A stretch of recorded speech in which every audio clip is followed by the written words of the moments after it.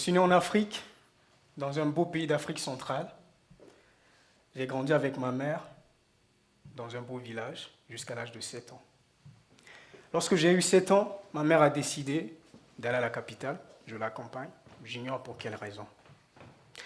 Arrivé à la capitale, on rentre dans une maison. C'était la toute première fois que je rentre dans cette maison. Les inconnus qui se trouvent dans cette maison décident de nous accueillir chaleureusement. Quelques heures plus tard, suite aux conversations de ma mère et en face de nous, ces personnes, ces adultes, ma mère a décidé de faire une introduction, de m'introduire à ces personnes inconnues. On était assis. En face de nous, il y avait 3 personnes. Il y avait un monsieur en face. De part et d'autre, il y avait 2 madames. Et bien évidemment, à mes côtés, se trouvait ma mère.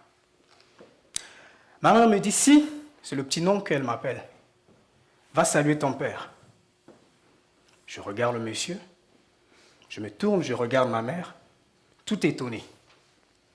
Elle me redit encore, si, va saluer ta mère. En parlant de la madame à côté. Je regarde la madame, je regarde ma mère. Tout étonné, tout ébahi, je ne comprends pas. Elle me redit encore, si, va saluer ta mère.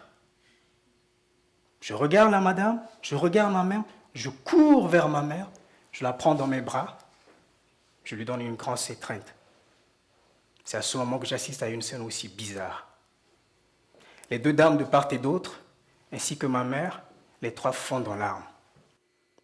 Quelques minutes plus tard, lorsque les esprits se sont calmés, c'est à ce moment que ma mère a décidé de m'introduire, de m'expliquer qu'est-ce qui venait de se passer. Si le monsieur que je te dis d'aller voir, c'est réellement ton papa. La dame qui est à côté, c'est ta mère biologique. Celle qui est à l'autre côté, c'est la femme, la nouvelle femme de ton père. Moi, par contre, je ne suis que ta propre grand-mère, la maman de ton père. Waouh! Et ma mère a décidé de quitter la capitale, de quitter cette maison, de regagner le village. Bon, bien évidemment, elle m'a abandonné en face avec ces personnes inconnues. Pour moi, ce sont des personnes inconnues. Arrivé à l'âge de 13 ans, 6 ans après, mon père est tombé gravement malade.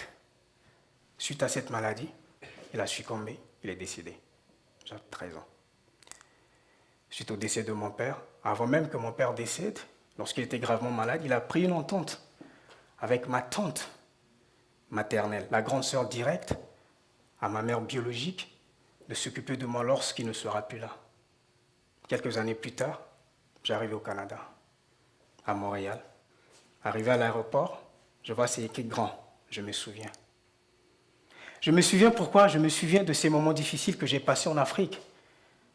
Toutes ces adversités, ça me rappelle ces moments.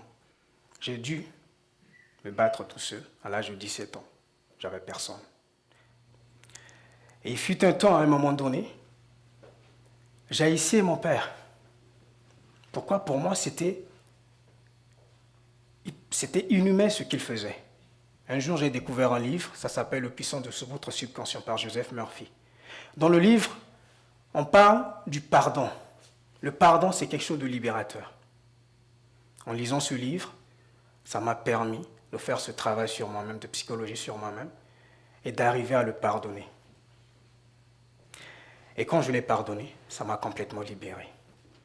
Moi, je suis devant vous aujourd'hui, j'aurais pu capituler, j'aurais pu abandonner, j'aurais pu décrocher, j'aurais pu aller suivre les jeunes de gang de rue, mais je n'ai pas pu le faire. Pourquoi? Parce que je pense que c'est tout ce travail, toutes ces choses qui ont permis aujourd'hui que je suis devant vous pour pouvoir triompher face à cet abandon. Merci.